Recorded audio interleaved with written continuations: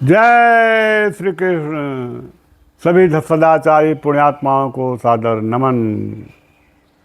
आज चूँकि अंतर्राष्ट्रीय योग दिवस है, इसलिए जरा योग पर मैं आप लोगों को कुछ बातें भगवत गीता से योग के बारे में जो कहा गया है वो मैं आपको बता रहा हूँ। जीव का है ईश्वर अंश जीव अविनाशी, चेतन अमल सहज सुख राशि।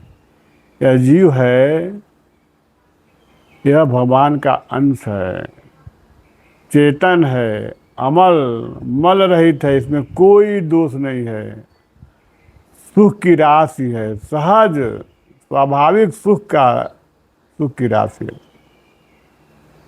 इसलिए ये सुख की राशि क्यों है? क्योंकि यह भगवान का अंश है। भगवान में और जीव में कोई अंतर नहीं है। जब जीव संसार में लिप्त होता है तो वह अमल नहीं रह पाता है, क्योंकि अंश का अपने अंशी से संबंध होना चाहिए। भगवान हमारे अंशी हैं, हम उनके अंश हैं। तो अंश का सहज स्वभाव है कि अपने अंशी से संबंध रखे। आज जब अंशी से संबंध रखेगा तो जब वह सत्यचित आनंद है तो ये भी सत्यचित आनंद ही रहेगा। लेकिन जब संसार शरीर और संसार इंद्रियों में जब वो सुख चाहता है तब वह जीवात्मा हो जाता है और संसार चक्र में फंस जाता है। इसलिए भगवान श्री कृष्ण ने गीता में अर्जुन से कहा, तस्मात् सर्वकालेषु योग युक्तो भव अर्जुन। हे अर्जुन, सभी समय योग में लगे रहो, क्योंकि जब योग में नहीं रहेगा तो अशांत होगा। नास्ति बुद्धिर अयुक्तस्य न चायुक्तस्य भावना न चा भावतः शांतिर अशांतस्य कुतः सुखम। जब जीव अपने अंशी से अलग होगा, नास्ति बुद्धिर अयुक्तस्य, अयुक्त होगा जब बुद्धि, तो उसमें भगवान की भावना नहीं गए। नास्ति बुद्धि युक्त न चायुक्तस्य भावना, वैसी भावना नहीं होगी। और न चा भावतः शांति, और जब भावना का अभाव होगा अशांति होगी। और अशांत से कुतः सुखम, और जो अशांत है उसे सुख कहाँ मिलेगा। इसलिए भगवान ने अर्जुन को योगी कहा है कि योगी बनो अर्जुन। गीता के 6 अध्याय के 46वें श्लोक में उन्होंने बताया है, तपस्वीभ्य अधिको योगी ज्ञानीभ्यो मतोधिकः कर्माभ्यस्याधिको योगी तस्मा योगी भवार्जुन। तपस्वी से भी बड़ा योगी होता है। जो सकाम तपस्या करता है उससे बड़ा योगी है। और ज्ञानी भ्यप्यो भी मतोधिक, और ज्ञानी से भी बड़ा योगी है।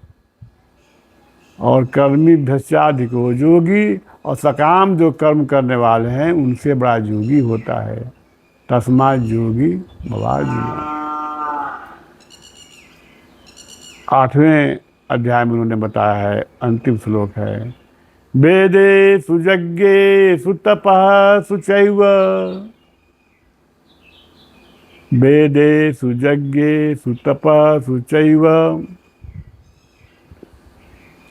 दानेषु यत्पुण्यफलं प्रदिष्टम् अत्येति तत्सर्वमिदं विदित्वा योगी परमस्थानमुपैति चाद्यम। वेद अध्ययन से, यज्ञ से, दान से जो पुण्य फल प्राप्त होता है वह सबसे बड़ा पुण्य फल योगी बनने से होता है। वह सबको पार कर जाता है। और परम स्थान, योगी ही परम धाम को प्राप्त करता है। तो योगी किसे कहते हैं? सबसे बड़ा योगी कौन है? तो जो भगवान का भक्त है, केवल भगवान को ही चाहता है, भगवान के अलावा कुछ नहीं चाहता है, वही योगी है। फिर 6 अध्याय के 47 श्लोक भगवान बताते हैं, योगिनामपि सर्वेषां मद्गतेनान्तरात्मना श्रद्धावान् भजते यो मां स मे युक्ततमो मता। सभी योगियों में सबसे बड़ा योगी वह है जो मन से, वचन से, कर्म से केवल मेरा भक्त है, मुझे भजता है श्रद्धा पूर्वक, जिसका मन मेरे में लगा है, केवल मेरे में लगा है। शरीर की पूरी इंद्रियां, क्योंकि इंद्रियों के स्वामी मैं हूँ। जब भगवान को कहा गया है ऋषिकेश, माने इंद्रियों के स्वामी, जब इंद्रियों के स्वामी भगवान हैं तो हम अपनी इंद्रियों को भगवान की सेवा में लगा दें, यही योग है। सभी इंद्रियां, शरीर, मन, वाणी, कर्म, जो जितने शरीर के ये अंग हैं, ये सब क्योंकि भगवान से शरीर मिला है, तो जिससे मिला है ये उसका हुआ। तो यह शरीर के सभी अंगों को भगवान की सेवा में लगा दें, वही योगी है। श्रद्धावान भजते यो मां स मे युक्त तमो मता। जो मुझे भजता है, भज शब्द सेवा से बना है, जो मेरी सेवा करता है वही श्रद्धापूर्वक, फॉर्मेलिटी नहीं, श्रद्धापूर्वक जो मेरी सेवा करता है वही योगी है। आज योगी ही परम स्थान को प्राप्त कर सकता है। तो कुछ लोग कहते हैं कि भगवान तो दिखाई नहीं देते हैं, तो हम सेवा कैसे करें? अरे भगवान ही दिखाई देते हैं। मन से, वाणी से, दृष्टि से, अन्य इंद्रियों से जो भी आप समझते हैं, देखते हैं, सब भगवान ही हैं। वो तो विकारों की वजह से भगवान नहीं दिखाई देते हैं। जिस बार बादल छा जाने से सूर्य नहीं दिखाई देता है, और दर्पण पर गंदगी बढ़ जाए तो चेहरा नहीं दिखाई देता है, उसी तरह जब मन संसार में लग जाता है तो बाकी लोग जो भगवान हैं दिखाई नहीं देते हैं, वो संसार ही दिखाई देते हैं। इसलिए भागवत पुराण में भगवान ने जो कहा है, खम वायुमग्निम सलिलम महिम च ज्योतिंसि सत्वानि दिशो द्रुमादिन सरित समुद्राश्च हरे शरीरम यंत किंच भूतम प्रणमेदनन्यत्। आकाश, वायु, अग्नि, जल, जो पंचभूत है, और जितनी नदियां हैं, समुद्र हैं, नक्षत्र हैं, तारे हैं, ये सब भगवान के शरीर हैं। जहाँ कहीं भी कोई प्राणी दिखाई दे, भूत, जड़ चेतन, जग जीव जगत सकल राम मैं जान, अब बंदो सबके कर कमल सदा जोरी जुग पान। और जो हाथ जोड़ करके किसी को प्रणाम कीजिए, क्योंकि उस सभी प्राणियों के हृदय में भगवान है। अब भगवान से अलग समझेंगे तब विकार पैदा होगा, और विकार पैदा होगा तो फिर परम स्थान तो प्राप्ति नहीं मिल सकता है, तो अधम योनि में जाना पड़ेगा। इसलिए भगवान कहते हैं कि भजो, भजो मतलब सेवा करो। भगवान को सेवक बहुत प्राण प्रिय है। सत्य कहूँ खग तोय सुचि, सेवक मम प्राण प्रिय। अस विचार भजी मोय, परिहर आस भरोस सब। हे गरुण, तुमसे सत्य कहता हूँ, सत्य कहूँ खग तोय सुचि, सेवक मम प्राण प्रिय। सेवक मुझे प्राणों से प्रिय है। अस विचार भजी मोह, इसलिए मेरी सेवा करो। जितने प्राणियों का आप निष्काम भाव से, बदले में कोई इच्छा न करके, चाह न करके अगर किसी की सहायता करते हैं, दीन दुखियों की, तो वही भगवान की सेवा है।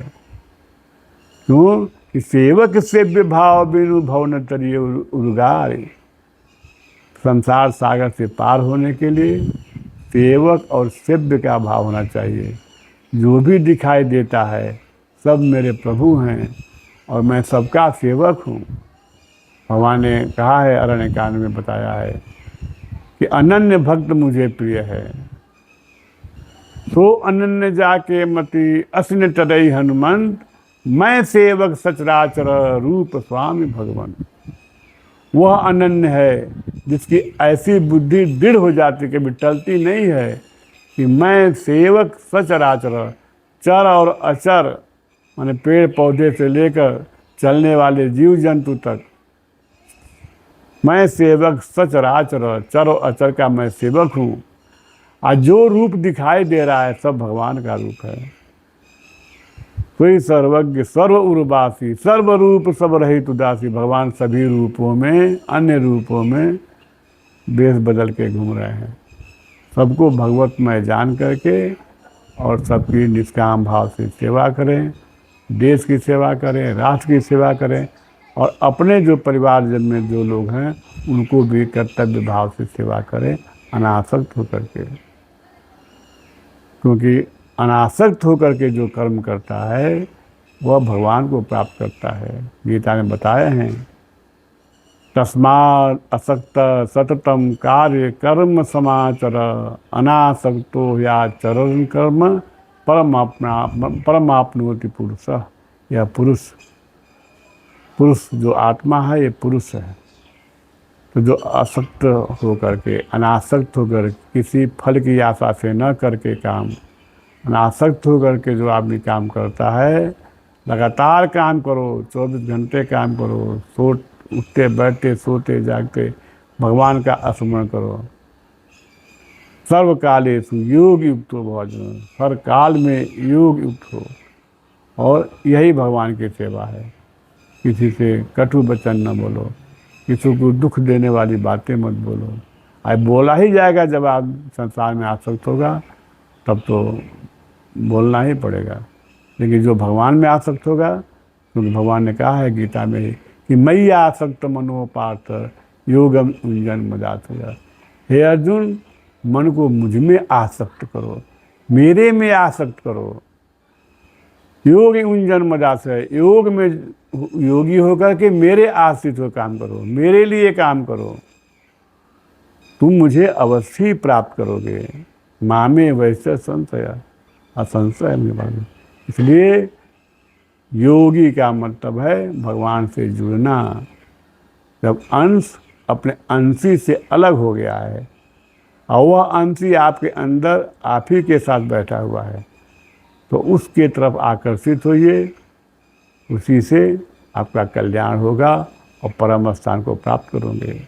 गंगा जल का पानी अगर गड्ढे में डाल दिया जाए तो वो पानी भी, ऐसे पानी को लाइए और कमरे में रख दीजिए एक बर्तन में, तो पानी शुद्ध है।